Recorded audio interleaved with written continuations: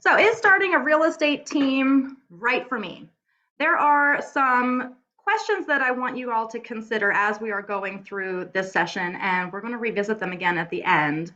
What is a team, really?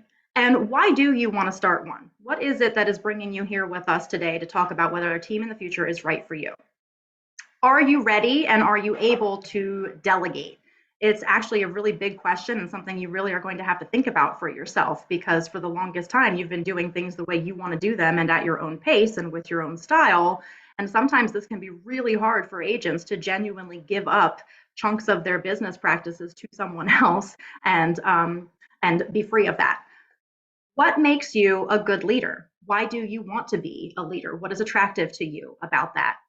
And have you thought at all about how you're actually picturing your team structure to be? What do you want that to look like? How should that flow? What is the commissions going to look like? And what would a potential team member, why would they want to join you in your business? What are you offering to other teammates and team members who would be coming on board with you? Why should they join you? Okay, so as we're going through all of these details, I want you guys to seriously start thinking about these questions, and then we're going to return to them, as I said, at the end. So let's start with, what is a team? A team is a group of two or more people who are working together with the idea to achieve common tasks and goals. But it's important to note that not all groups are necessarily a team. There are others who would just like to work together and they have not officially formed any kind of specific team. Teams usually have members that have complementary skill sets, and that when you bring them all together, there is a synergy. It allows everybody on the team to maximize each of their individual strengths and overall minimizing any weaknesses. That synergy and combining with the coordinated effort helps everybody perform beyond their own individual capabilities and goals. So everybody together does better. So there are benefits of starting a team, obviously. Specialization, a better work-life balance, personal growth, and revenue opportunities. So specialization gives you the ability to focus on what it is that you are good at by basically delegating a lot of other things to other people, employing them to handle transaction coordination, listing coordination, admin duties, buyers, working with the buyers and freeing you up to do the things that you're really good at. In terms of better work-life balance, if you have a well-trained, well-run team, it allows you the ability to kind of unplug and take a step back from such a heavy workload as you may have been used to having when it was just you by yourself. In terms of personal growth, there is, for a lot of people, no better satisfaction, no more gratification than training, than coaching, than watching people live up to their own dreams and to create their own successes in businesses, helping them achieve their goals. So if that's something that really speaks to you, being a team leader may be the right fit. In terms of revenue opportunities, having that efficiency of being on a team and having multiple team members all working towards the same goal really means more time for more clients. When you are an independent agent, there comes a point where the number of clients that you are dealing with, the amount of administrative work that you're dealing with kind of becomes a lot to manage and may put a little bit of a cap on how much more growth you can take on. If you have other team members who are helping you with that, it does give you time for more clients, to acquire more clients, to get more leads. More leads becomes more income. And then the other thing that's helpful with revenue opportunities is the fact that, like in all cycles and in real estate in general, there are different times for different people. Sometimes people are doing really well while others are a little slower. And so being on the team allows you to have more balance and stabilization about your overall income, because if things are a little bit slower for you or one of the other team members, there might be another team member who's doing really well. And because you may be receiving some end of that, it helps you to also be balanced and stable. Any other additional thoughts on that, Jen?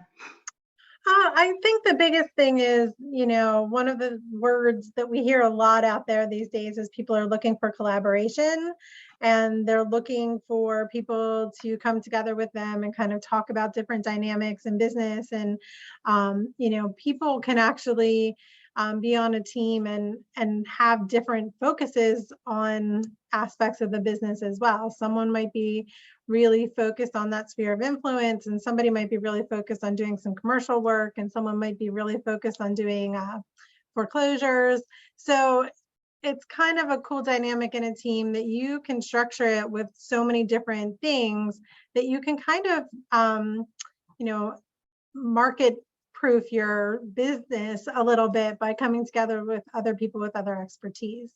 And there is a statistic out there somewhere that, you know, when you add even one person to your team, an administrative assistant, you know, that you can almost grow your business by like another 1.5. So certainly there is an opportunity to do more together.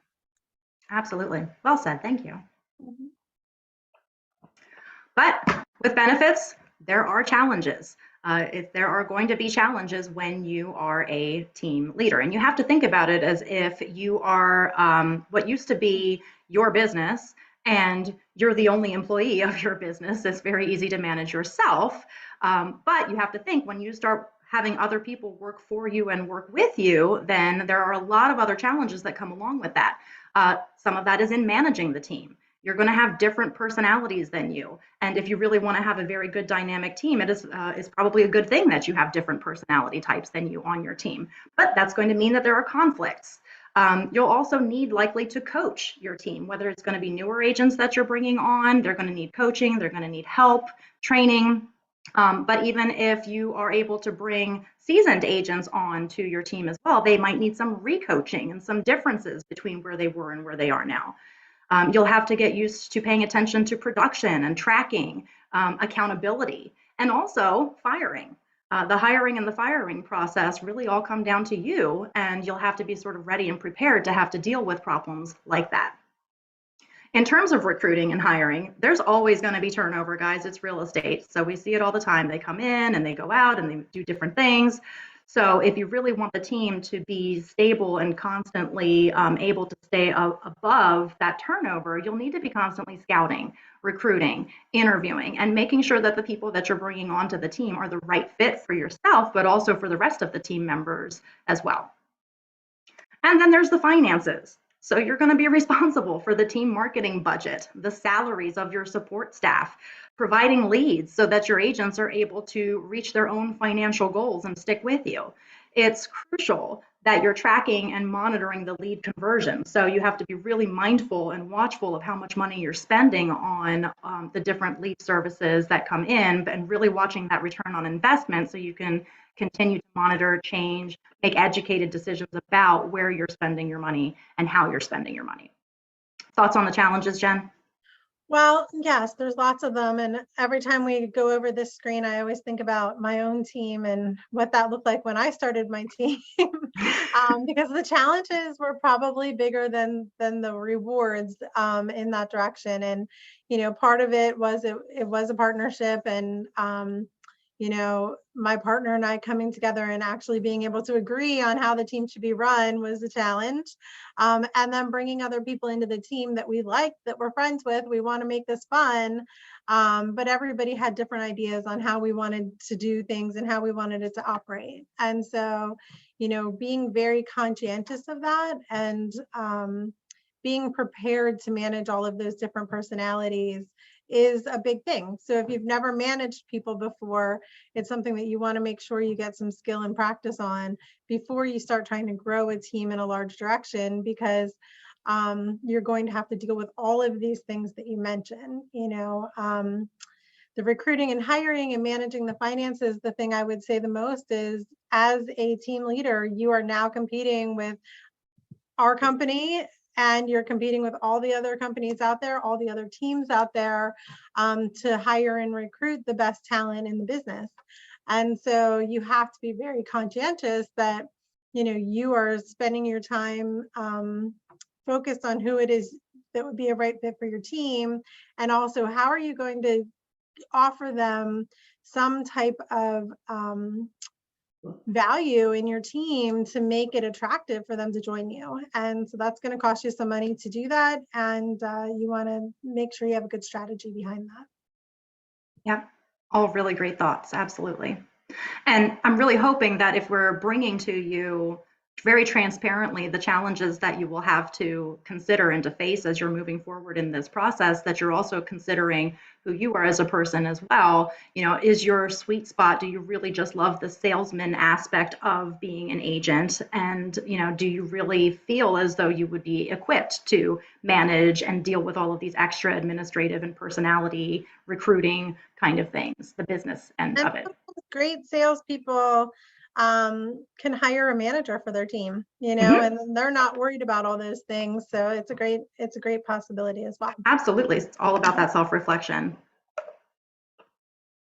So there are various team structures that you could consider. Two of them that we're going to be discussing here today specifically are partnership and CEO Rainmaker team leaders.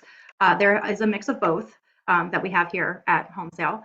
Partnership is specifically more formed by two or more agents that become business partners and form a team that way. So it's two established agents who decide to work together in a partnership.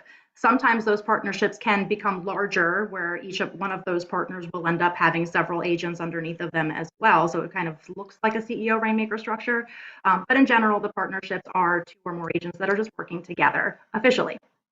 The CEO Rainmaker team leaders typically would be one main team leader who's the primary listing agent and the lead generator, hence the word Rainmaker, for the team. And usually because that particular agent grew to a point where they needed to have some additional help on the team, and thus then became the Rainmaker and everybody else underneath.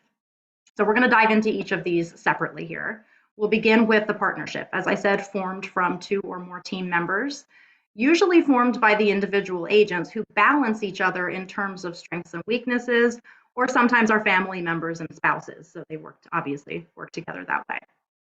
Typically in a partnership, we're talking about shared expenses, shared business processes, but each would be responsible for their own lead generation.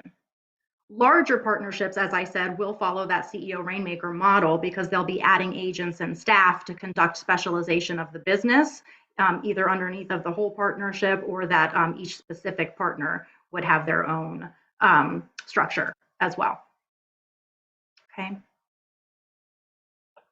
Things that you should be considering, however, before you start a partnership, if the partnership angle is where you felt drawn, then do your strengths and weaknesses balance each other? You guys have to be really, really careful when you're considering who you want to do business with formally and who you want to develop a partnership with. It's one thing to say, I really like this person and we're great friends and we work really well together. It's another thing entirely to say, I'm going to build a business with this person. Do your strengths and your weaknesses really balance each other out? And will your combined efforts dramatically increase your level of production? Or is it just a situation where you guys are kind of helping each other out and it works that way? Okay. Are you both ready and willing to put in the same amount of effort? Evaluate and compare how you differ in client interactions, communications, customer service, like really get to know each other and find out if these things balance each other, if they work with each other, and do you have the same values and morals and goals? You know, you really have to look at this as a business if that's where it's going to go, and you have to talk to each other to figure out if the overall long-term vision for the both of you is the same. So the suggestion is to test the waters. Maybe do a few deals together, test them by doing at least 5 deals working together and see how that goes and see where those pressure points may come up that you would need to have further discussion on before taking it to the next level. Another thing that you have to think about too is when you have two people, who's going to be the ultimate decision maker then? Who's going to have veto power? If you guys are disagreeing on something fundamentally, how does any decision get made when you're talking about a 50-50 split there, right? So somebody or something has to be put in place so that there is some kind of decision-making ability or veto power. And while it sounds crazy, when you're in this like new period and you guys are looking at considering putting together a partnership and diving deeply into those conversations, now's the time to get those divorce papers ready. And it's not said to be negative in any kind of way, but while you two are happy and positive and everything is moving forward and your business planning as it is, you should also plan for tragedy if it were to strike while everybody is still in a very positive mindset. So divorce papers now so you fully understand each other's expectations, And that way you're prepared and in agreement for how things should end if that were to be the case. Thoughts, Jen? Well, I think, we often see teams kind of grow out of this partnership idea. You have a buddy in the business that maybe you started out at the same time, or you covered each other during vacations, or you just have a great friendship in the office and you decide, hey, let's start working together. And just because you have that dynamic and everybody's feeling good, you want to look at it a lot more critically than just, hey, we're friends. What is it that you're both bringing to the table? And you really want to consider, you know, I got into real estate because I wanted to run my own business. I wanted to be independent, make my own decisions. And now all of a sudden you're bringing somebody else in to share in that decision-making process. Are you prepared to do that? Are you prepared to compromise a little bit on what that might look like in your business? And obviously, hopefully, if you're coming into it with somebody who's a good friend, you don't want to lose that friendship in the end. So that's why we say the divorce papers are so important, so that everybody's kind of going into it with eyes wide open. We know what to expect. We know what we want to happen. And so often these things kind of blow up when it comes to, I thought I was getting paid this and you said you were paying me that, and I did all this work and you didn't do anything. So putting that all in writing up front makes such a difference, and hopefully you maintain friendships even if the partnership doesn't last. Oh, thank you. Which takes us to the second type, which is the CEO rainmaker type. Typically in this structure, the team leader is the branding identity, the primary lead generator, the rainmaker. And usually properties are listed under that team leader. It's not always the case, but most of the time the team leader is the primary identity, primary listing agent. The team leader has generated enough business themselves that it has created excess leads for the team members. And so that is typically how things kind of start to build. And then you end up with additional agents underneath so that they can kind of cast off and get some help with the excess of the leads. Rainmaker needs to be business minded. That person needs to lead the team, work to create a team culture. They'll be mentoring, training, nurturing the team members. Okay, so you're kind of having to keep in mind there that you're going to be primarily responsible for the functioning and efficiency of the team as a whole. It does allow for specialization, as we had referred to earlier, so that the different team members can focus on and master one element of the transaction. So as Jen was referencing earlier, you might have somebody who specializes in short sales or foreclosures, and then you may have a couple of people who are specifically for the buyers, and the team leader who potentially would be specifically working with listings, or however the team leader decides it should be structured. Okay, but what's really important about the CEO rainmaker model is that the first person that should be hired when you are thinking about going this direction, when you want to be the CEO, when you want to be the team leader and start having agents who are working for you and with you, the very first person that you should hire should be a team admin, an assistant, and or a transaction coordinator. Because sometimes it's the pressure of not having enough time to deal with all of the leads and to have so much business that you don't know what to do with yourself that prompts the conversation or the thought process that maybe I need to hire a buyer's agent and I need to have more people on my team, when the reality is what you really need is somebody to take off all that administrative work. So, and it's the best place to start, because then that will already be in place by the time you have other agents come into the team, so that that's already a smooth running system and you're not having to try to patch it and piecemeal it into place later. Thoughts, Jen? And well, I would definitely say that, that admin or transaction coordinator piece is what agents have such a hard time letting go of. It's so easy to look at that and be like, well, but I can do that. It's easy. Why should I pay someone else to do that for me? And the reality is that you should pay someone else to do it because you're a salesperson. You're not an admin. But a lot of times people get really comfortable in the admin zone. And so they want to kind of waste some time over there doing that. But really, if you want to grow your business, you need to spend the time making rain. So that's where this title comes from, is, doing all of those prospecting activities and networking activities to meet people in order to really expand your business. So it is something that you want to give some consideration to, is that I want to say, like, pretty much the best thing that you can do for yourself is give up that administrative piece early on in order to start growing all of those other opportunities in your business, and really start finding that prospecting and networking stride that you can really hit as a top agent. And then you'll be ready to add other people as you're generating those leads into your team. Yeah, thank you. Yeah. So other factors that you would need to consider if you're thinking about the CEO Rainmaker model. Do you see yourself as a leader or as a really great salesperson? Jen had mentioned earlier that if you're a really great salesperson, that maybe the management part of it is something that you should consider delegating out to yet another team member, somebody else who you would bring on to take that role. And sometimes we even see, a really strong admin on a team can take that piece and kind of really manage the day-to-day operations of the team. Yeah, that's true. We have some really great managing admins. They're wonderful. It's all about the personality type and the strengths. What do you love and want to focus on in your real estate business? Are you willing to give up time with your clients to focus on managing your team members? That's something else that you'll have to think about too, because everything is going to require time. You have extra people that you are responsible for. Are you willing and ready to commit to helping others succeed, even if it means a short-term cost before you get the long-term benefit, or extra time investment even on your part? Are you willing to invest that time into mentoring and coaching?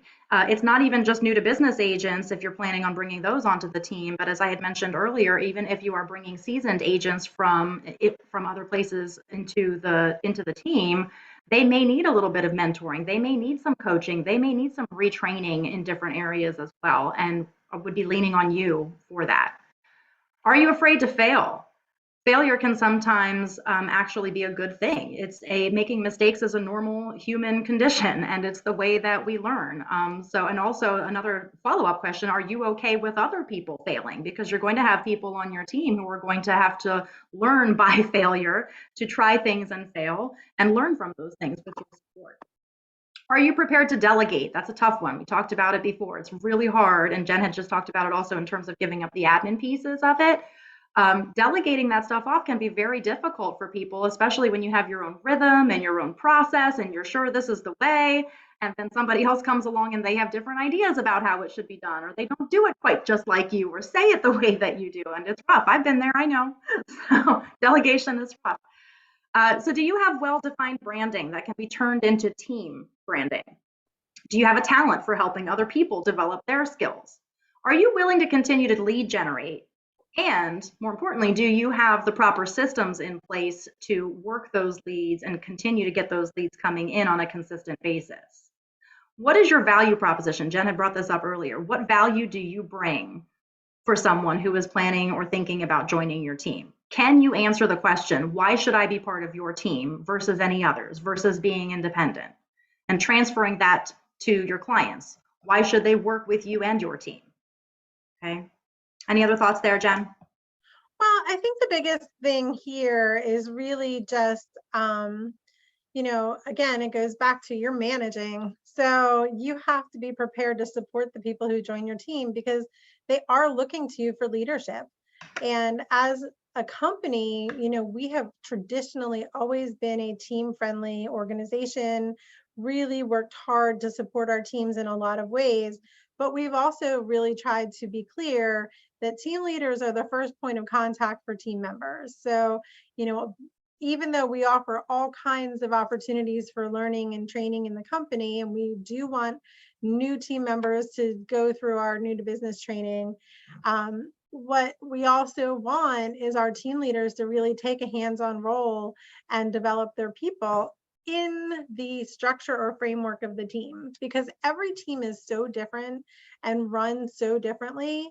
But we're really trying to kind of elevate that for our team leaders to help them have a better idea of what your team members are expecting, because we see teams that have a lot of turnover, people come and go very quickly.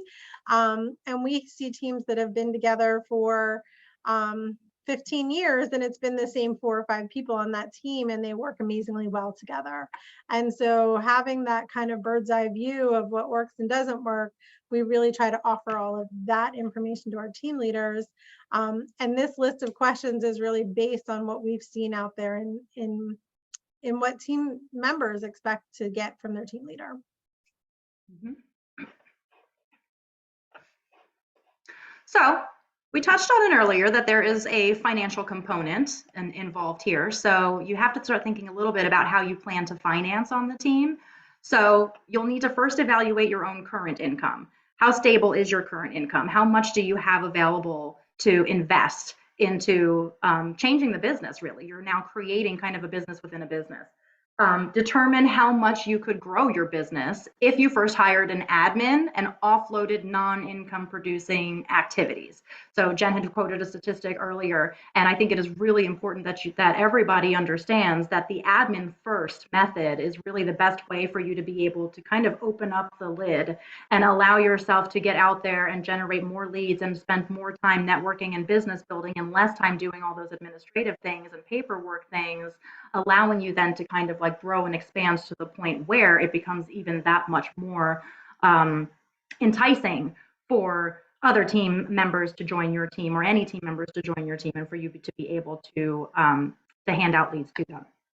So it makes you ensures that you are then ready to support the next hire. Okay, and ultimately you have to think they are trusting you when they're coming on the team as the team leader to be a stable support system for their real estate businesses. So are you ready to have that responsibility? So how do you start? Okay, if this is the direction that you want to go, then it's important that you start planning for it. And the first step really is going to be to review the points to ponder worksheet with your office leader. And that's really, really important that you start early, that you have these really open, transparent conversations with your office manager so that they can help you to structure and build the right team in the right way at the right pace so that it's going to work for you. So the points to ponder would be the questions that we began with at the start. I'm going to follow them up again here shortly. And at the end, I am actually going to send you the worksheet in that email so that if you're going that direction, you can meet with your office manager. You should create a plan for yourself and your future admin or transaction coordinator to follow. And it's not the most romantic thing in the world, but it's going to be really important that you're step by step documenting the duties, the processes, the systems that you would be turning over to them.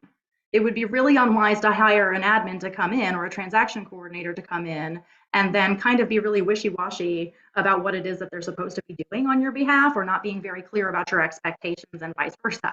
So it really is important to, in the most mundane way, go through every single process that you do and to identify which of those processes then you would want to hand over. Okay, now these would be things that don't require a real estate license and wouldn't require your constant involvement, obviously. And then you can determine how then you can best focus your time on the income producing activities to win more listings, which of course then would presumably generate more buyer leads. Plan out the process, then hire the admin or the TC. Just a quick notation that we do actually have a TC here at Home Sale that is available on a per transaction level. Amazing team. I think it's a team of 2 now. Isn't that right, Jen? It's Heather and I forgot the other one's name. Do you know it? I don't either. I'm sorry. I'm so sorry. I can't remember her name. She's newer. But we do have a TC here who is available to help with everything from ratification moving forward. And I've heard amazing things about her. So if you're not ready for a full-timer yourself, you can kind of start with that. But what would I would also just throw in there is you don't have to use them for every transaction. Yes. So it's a great way to kind of dip your toe in the water and kind of see how a transaction coordinator can help you in your business, and not necessarily like go whole hog all wild. in. I have to give someone a full $40,000 a year salary and support them. Right. But it's a good way to start budgeting and understanding what it's going to take for you to get what you need. So. And a really good way to get the feels out first of that delegation and letting somebody else do You're something. going to be able to give it up. Right, exactly. Yeah. Mhm. But when you're ready for a full-time admin or TC, start thinking about what would that compensation look like? How are you going to advertise the position? How are you going to do the interviews? How are you going to determine if they're the right fit for the duties that you're going to assign for them? And are you going to use a DISC test, which I do strongly recommend, and we're going to touch on here in a second as well. And the other thing I would say is don't forget, like, so usually your admin's doing two things. They're doing marketing and they're doing transaction coordinating. So on the flip side of what having a TC here in the company, we also have agent services and our virtual assistant program that can also give you some of those systems and tools that you can put into place and kind of set it and forget it pretty quickly. So you can kind of already as an independent agent start tapping into some of those tools we already offer. And then if you find value and it's generating more business for you, then you can certainly start to look at, as you build your team, hey, I'm going to bring in my own person to really kind of add a personalized touch to what I'm doing. But on the flip side, I have team leaders that currently are using those two services and that's all they're using. So it's saving them money because they're not necessarily doing payroll and all of those things behind the scene. Yeah, and that's a great point. It gives you breathing room. And then from there you can decide if you want to go all the way. Yep. Okay, next step, really important. As you're continuing to refine your systems and your processes, you should really get going with a CRM. If you are going to be having to manage leads and have incoming leads and doling them out and needing to be able to track them for the team members, you're really going to need a good CRM structure to do that. We have closed CRM that we're offering everybody here at Home Sale, but there are a number of different types that you could do or use. And it's just important that something is in place so that you can track and monitor that. It allows you to determine the sources of leads. It has a system in place to track their value. And it will help you to streamline and organize your listing and buyer marketing programs through the email drip campaigns and other types of campaigning and being able to connect with people and stay on top of them that way. In terms of planning for future team growth, you have to be considering that right from the start as well. Determine the compensation model for your team. These are things that shouldn't be done on the fly or as you're going along. This is a business that you're building. So you have to think about the 360 right from the start, looking into the future, how it's going to be. What is the compensation model going to look like? And then you need to prepare your team agreement and your value proposition. And we do actually have a team agreement, a standard that is available that you would work with your office leader to help you to tweak or change or put into place as needed. Okay. Once you've kind of gone through all of those steps, then you can hire the buyer's agent. Now all the leads that you couldn't keep up with through the CRM can be passed on to this new hire. The systems are already in place. The accountability is already in place. The system is moving and functioning and the machine is going on its own so that when you bring people into your team, they just blend right in. The expectations are there. You're not having to learn from it. That's just automatically happening. So those leads that you can't do, go to that person and you can continue to monitor and track. That person can focus on lead conversion, showings, taking care of buyer needs, whatever you delegate to that role.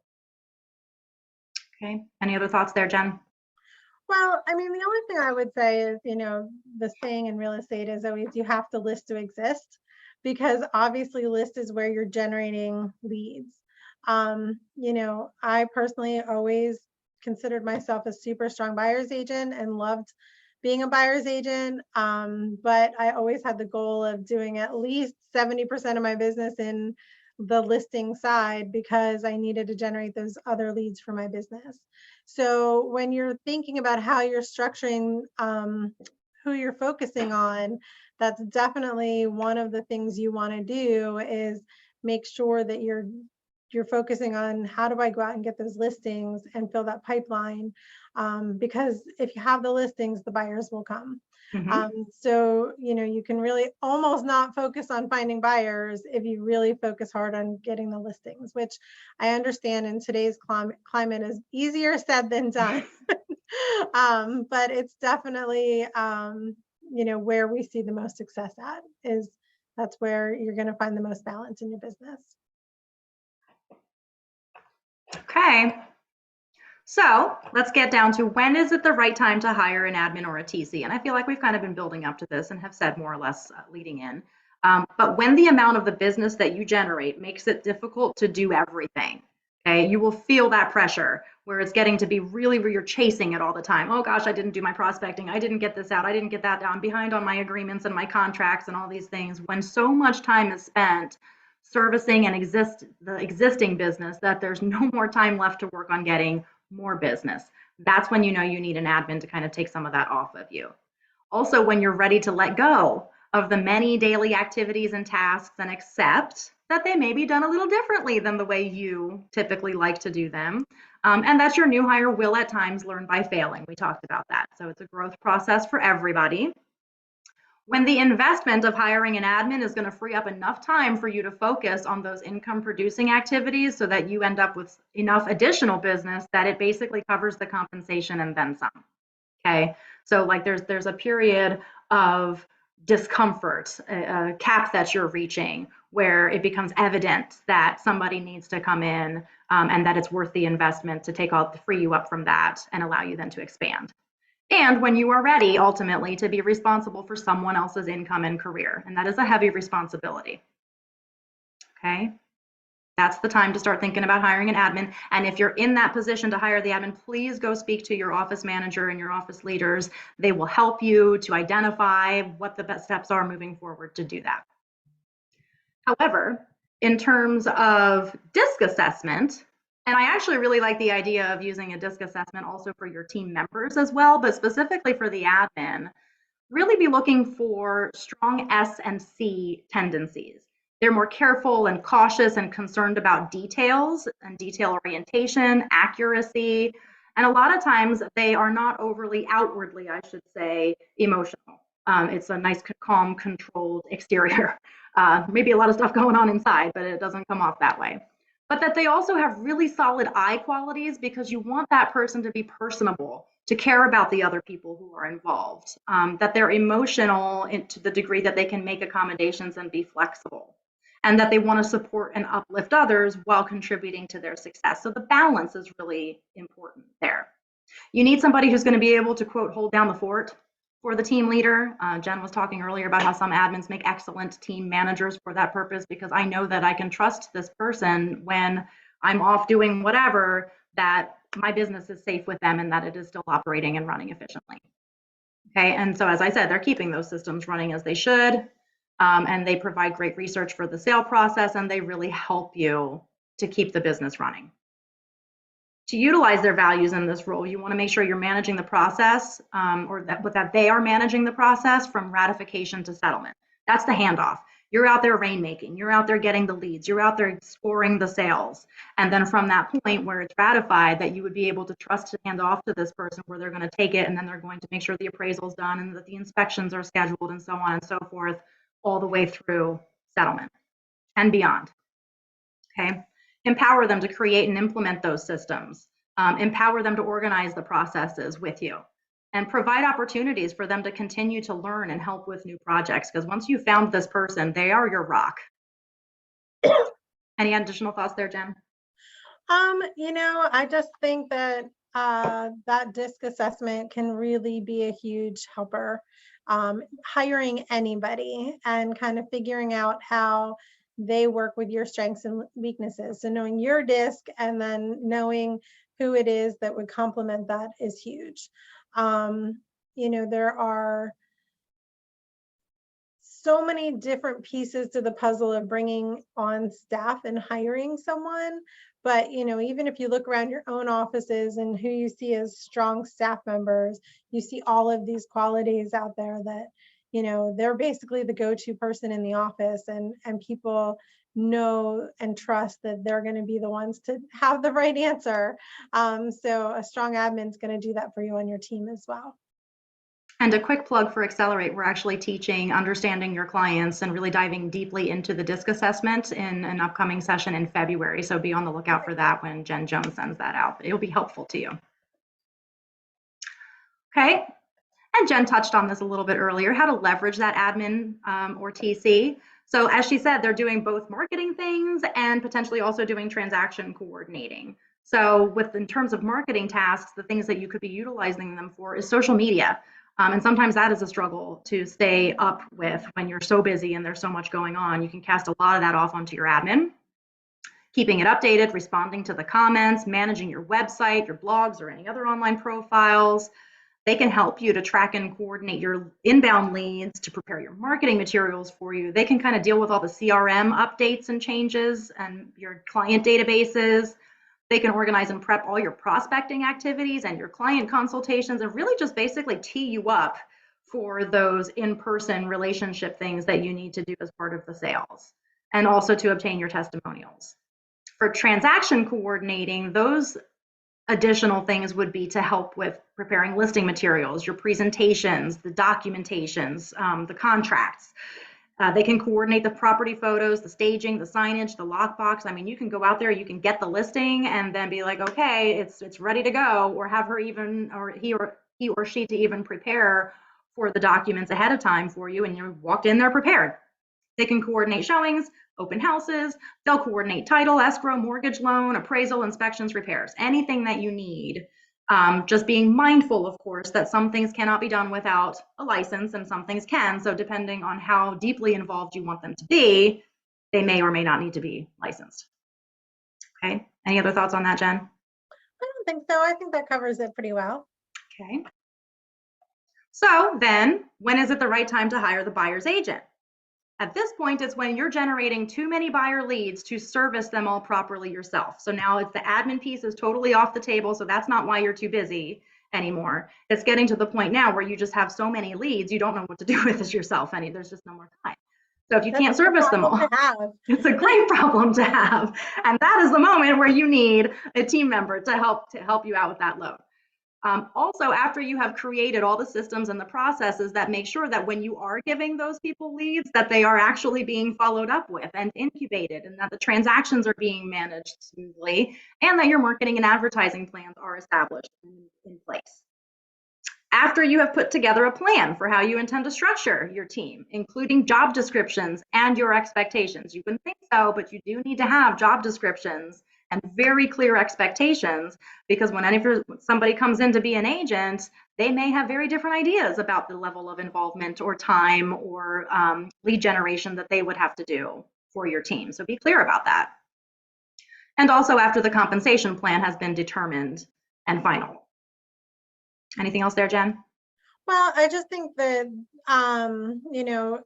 having created those systems and processes, part of that is going to be having a really good team contract that lays all of these things out for you, and get it in writing, because that's going to always give you the ability to hold someone accountable for what you expect them to do as part of a team.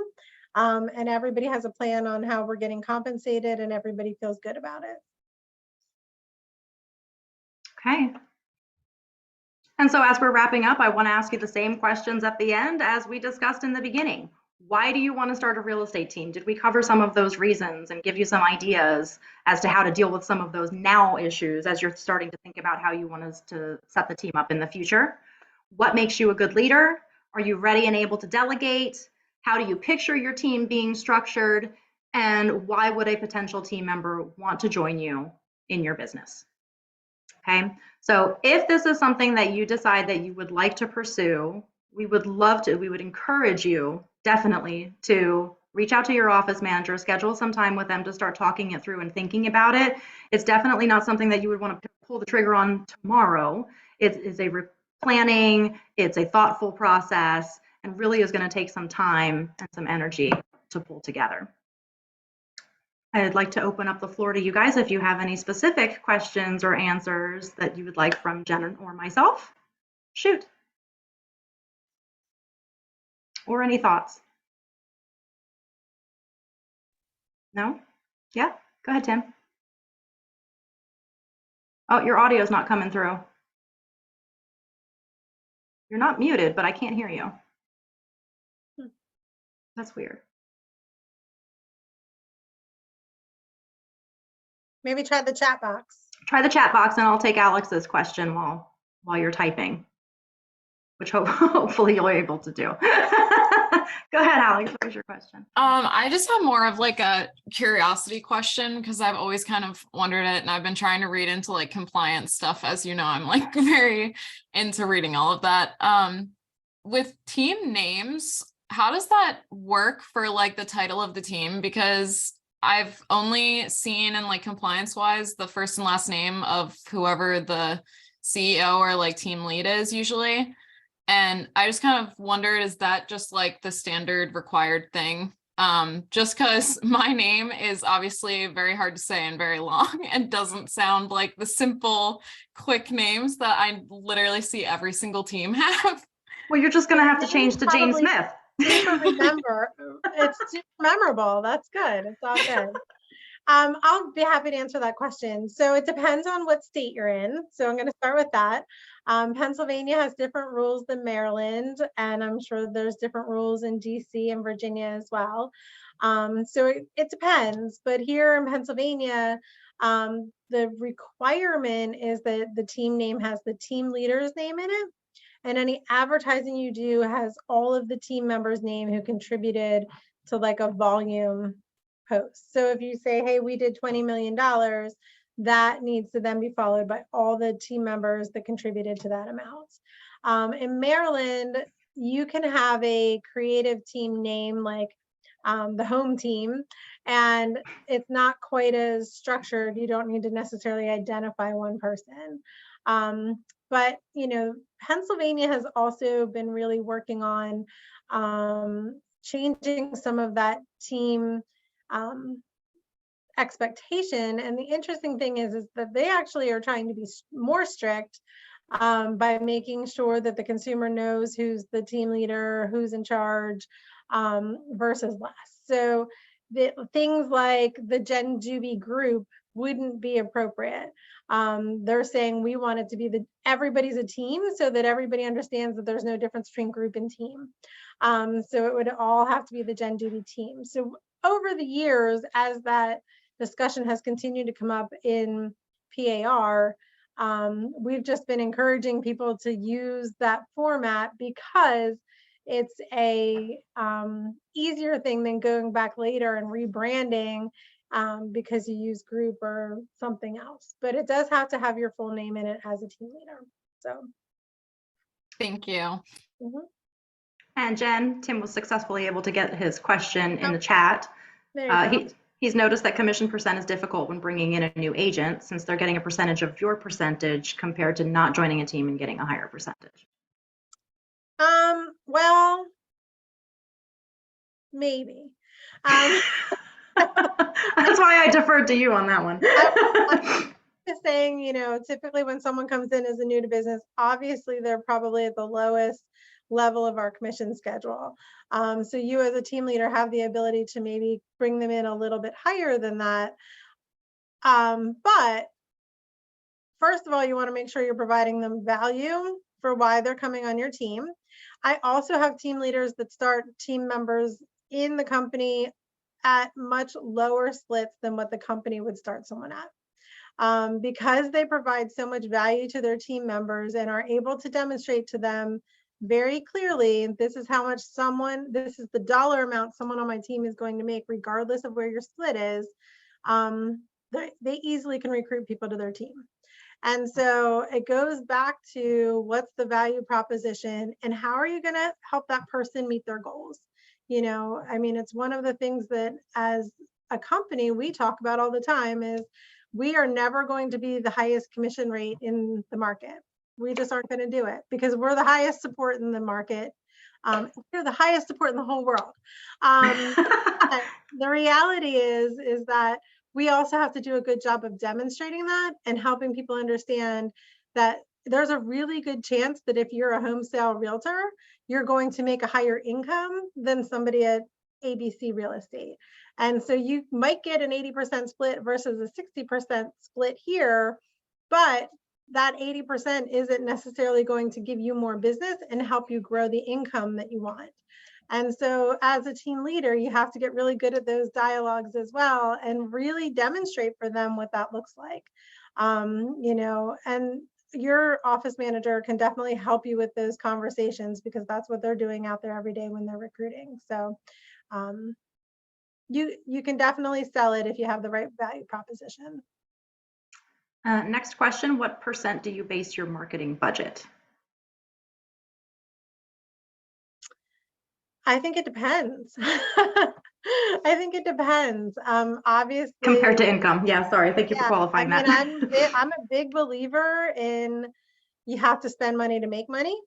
It's how I built my business because I started working in a marketplace where I didn't know anybody. So I had to go spend money and your return on investment. So, you know, looking at if I put money here, am I going to get the best bang for my buck? You know, I always use the example of like, I paid for shopping cart ads at the grocery store, and I spent a ridiculous amount of money to do that. And the only thing I got out of it is, to this day, people in this really small town in Lancaster County recognize me. And I'm always like, do you live in, and they do every time. But I never went there and marketed. I never mailed. I never networked in that neighborhood. It just happened to be where the shopping carts were available, and it was a waste of my money. And so, you know, looking at how do you kind of do that concentric circle around who you want to do business with is going to determine your marketing budget. But I would say start with what's most comfortable for you. It might be $5,000, it might be $10,000. And then start looking at how can you best utilize that money to really bring in opportunities and leads. Yeah, and I was going to say we kind of have like a baseline level that we teach with new to business of approximately 10%, but that's kind of like start with that if you have to spend money. And in this case, when we're talking about building a team, you really do need to do that. Start with the 10 and then really be very good about testing it, checking the return on investment and deciding for yourself, do you need to back that down? Do you need to significantly increase that in order to be able to support the team? Because as Jen said, so much of it also depends on how many people you have to support and how much money you're ultimately going to need to spend to qualify that and make that happen. So. And we have, you know, large teams that I would say probably are spending upwards of $500,000 on marketing to generate leads for their team, but their team members are making well over 6 figures each, and it's generating that money back into the team. You know, and so it's really just strategizing of how are you generating that business. Yep. What systems have you found work best for lead generation? Do you have thoughts on that? Whatever system you work. That is true. Whatever you do consistently. It doesn't matter. It all works as long as you do something. But, you know, I think it just, again, I always talk about DISC profiles based on lead generation. What are you most comfortable with? You know, I'm a high D, so I want fast results. So I'll go knock on doors for 4 weeks and get something out of it because I'm determined to do it. But if I have to go to like networking events and like socialize with people and be best friends with them for a year before I get business, that's not going to work for me. So that's why you and I should be a team, Jen. Go out and take each side of the street. It works. Yeah. No, I'll go do the networking events. You do the door knocking. Oh, okay. But it is, you know, I think that the sphere of influence strategy is never a bad one. You know, I love like this forever agent concept that we're talking about at Berkshire Hathaway right now. That is, you know, go out and really become the real estate expert in your market, in your neighborhood.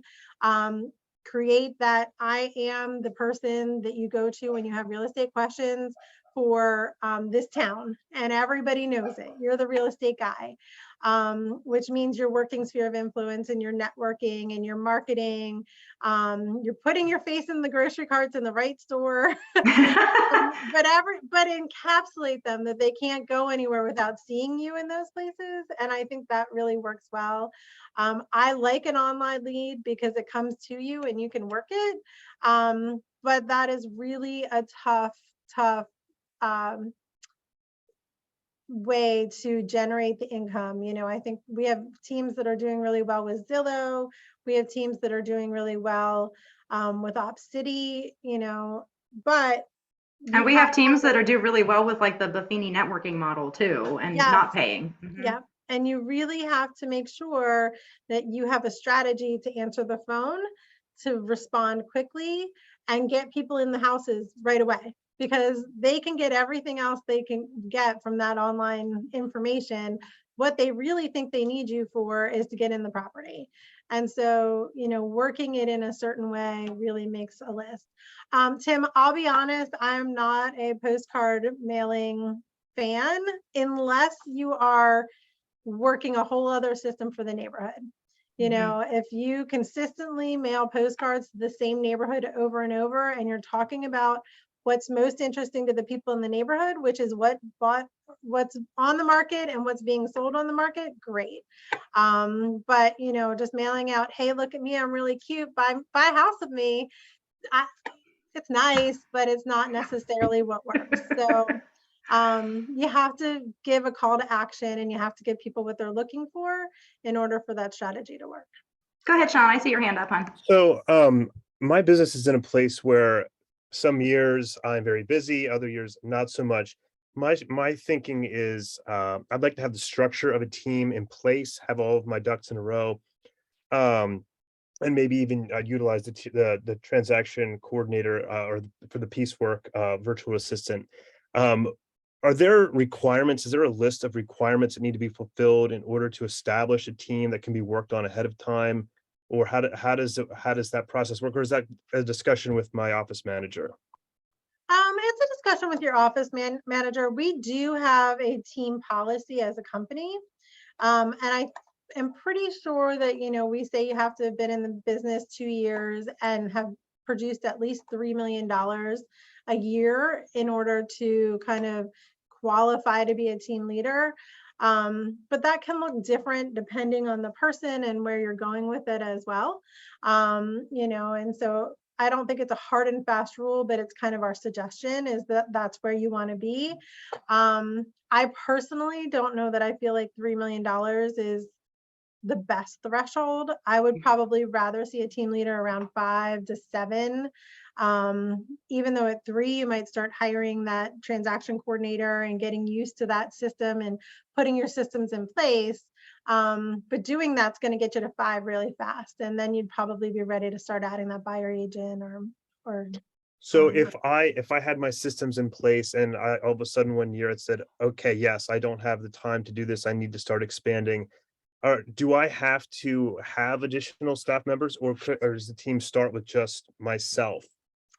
No, you have to have other people on your team. So to be considered I'm just saying, can I establish a team and then work on hiring, or does it have to happen ahead of time, or what is the logistics of that? Our recommendation is to really start with the administrative piece of it. But, that could be the company transaction coordinator, and it could be using the virtual assistant. That's okay. Not every team has an admin, and that's totally fine.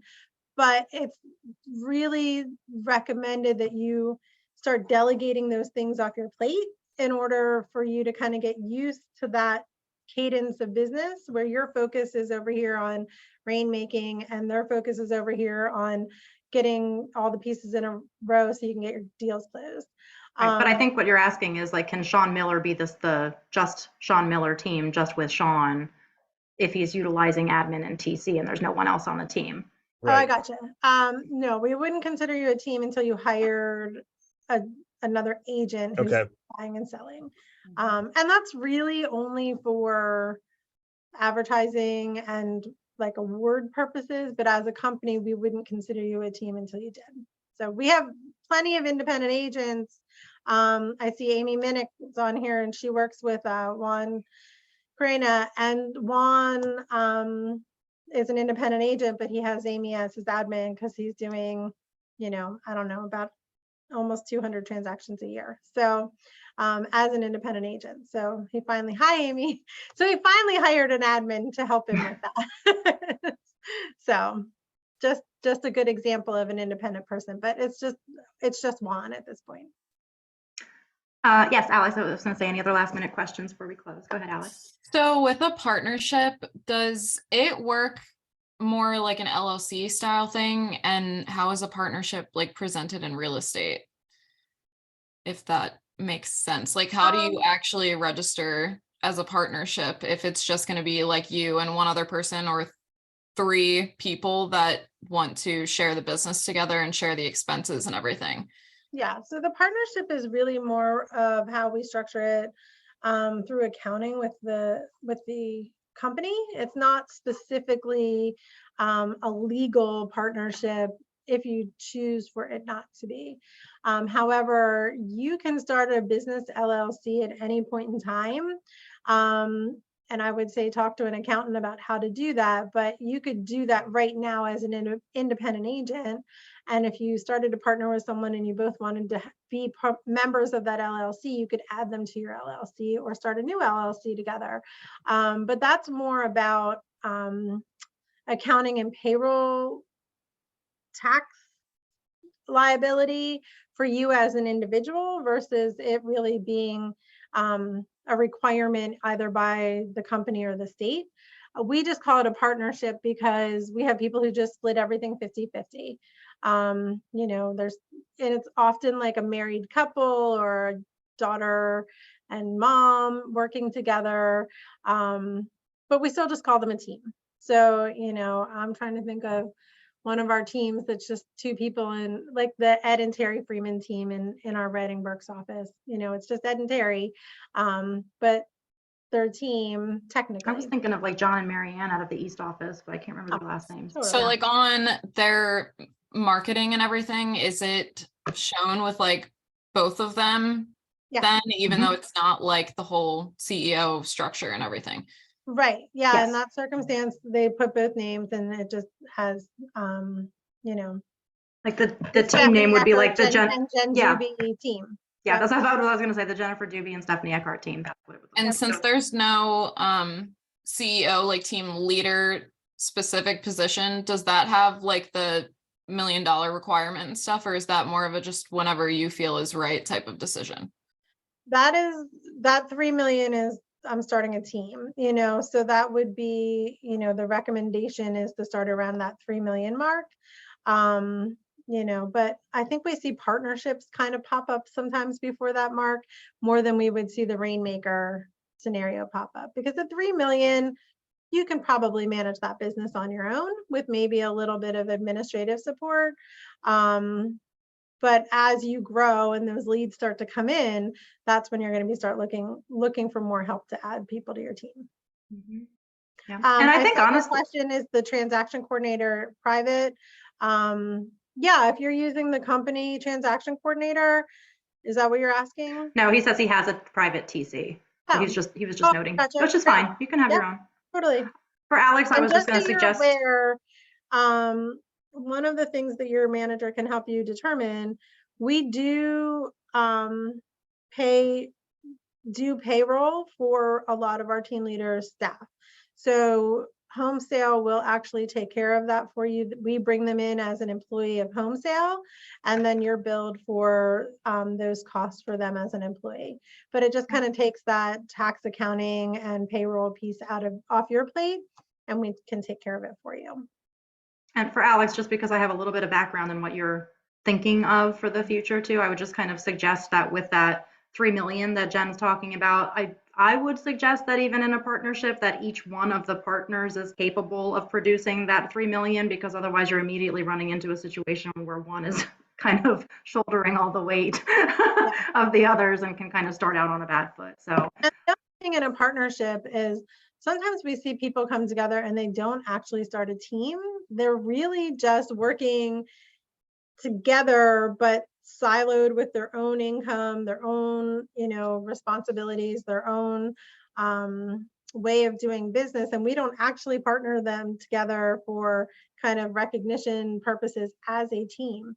But they just kind of run their businesses side by side together because they like working together. yeah, they do everything together. They like Right. they prospect, they brainstorm, they do all of those things, but it's not like an official, it has to be a team thing. And you could eventually go into that anyway. Yeah, I kind of figured that was gonna happen anyway, just because with me recruiting, I get that I think that 1% off of their commission and everything. So I kind of figured I was going to work alongside them anyway, just because obviously it helps me out a little bit for me to help them. Yeah, So that's Yep. great. Yeah, I'd give it some time and see how they develop. Alex, I want everyone to think in that term is like, I may not want to work with you on my team, but come in and I'll help you grow and get that 1% residual because it's good for both of us. I love it. All right, guys. Well, thank you so much for joining us this afternoon. This was a great discussion. It's been a long time since we've been able to do this. It sounded like it was badly needed. So we appreciate you being here this afternoon, and we'll catch you the next time we're all together. Thank you. Bye-bye. thank you.